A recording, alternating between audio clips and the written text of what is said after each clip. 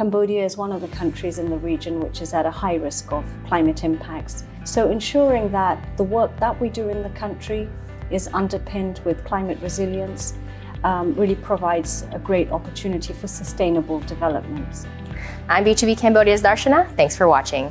Today we're here at the Asian Development Bank Cambodia Resident Mission to speak with Ms. Yasmin Siddiqi, the new ADB Country Director for Cambodia, to discuss what she hopes to achieve during her appointment, as well as what work the Asian Development Bank is currently doing in the kingdom.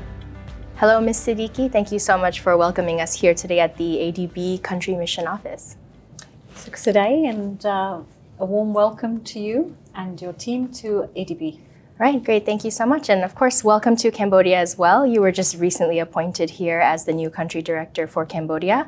So can you please start off by telling us a little bit about your role as country director for Cambodia and what you wish to achieve during your appointment? It's truly an honor and a delight to be here in Cambodia as ADB's country director.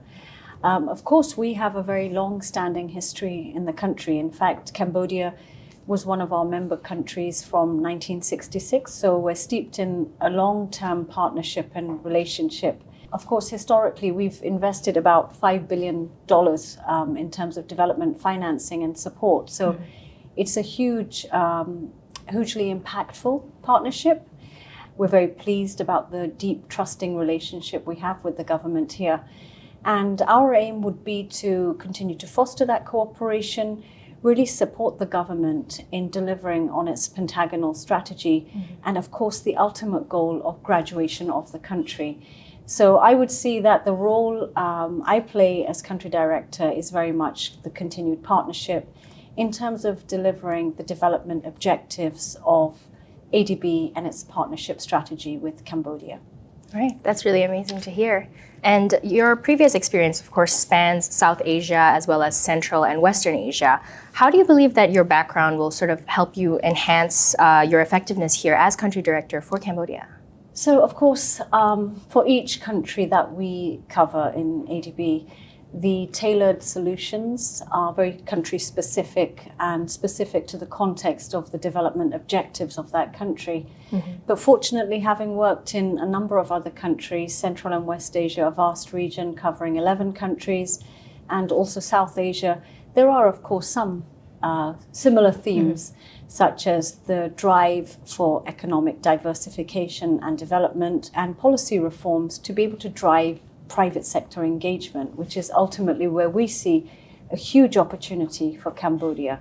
And the ADB have been here in Cambodia for a long time, and I think a lot of people are aware of the Development Bank's presence in the country, but they might not necessarily know exactly the full scope of work that's being done here. So can you give us a bit of an overview of the main priorities under ADB's current country partnership strategy for Cambodia from 2024 to 2028? So yes, so we had our country partnership strategy launched last year. It's very much in the same direction with the similar vision of the government's pentagonal strategy. In terms of the pipeline, which is looking forward, where we intend to invest. The first one, which is on the Inclusive and Sustainable Finance Development Program, is very much looking at that future of the finance sector and reforms and opening up the finance sector. It's a planned $50 million investment program, and it will deepen the financial markets by enhancing regulation and consumer protection. It's also going to be strengthening the domestic bond market and increasing access to financial services. I would say we're quite balanced across a range of sectors, but a large segment is taken up by water and urban development. The first of its kind for Cambodia. It's a long-term multi-tranche financing facility. So this is a phased approach. It will be covering 14 cities and providing improvements in water supply, in drainage, and also improving water resources infrastructure within cities. We also have our efforts towards climate change adaptation and building resilience in the country across a range of sectors. So this ties up with your national adaptation plan and the country's nationally determined contributions. But I mentioned earlier, finance, governance reforms, and opening up the private sector are some of the really forward-looking opportunities. And tied in with that is skills enhancement. So ADB has been working very heavily with the government on looking at technical vocational skills training and strengthening, as well as secondary education. And that's trying to match the skills of the future labor force with the needs from industry and economic development. The board of directors of the bank, they voted and reached a requirement for the ratification of a landmark amendment to the founding charter that is going to enable ADB to increase investment by increase lending rather by about 50%.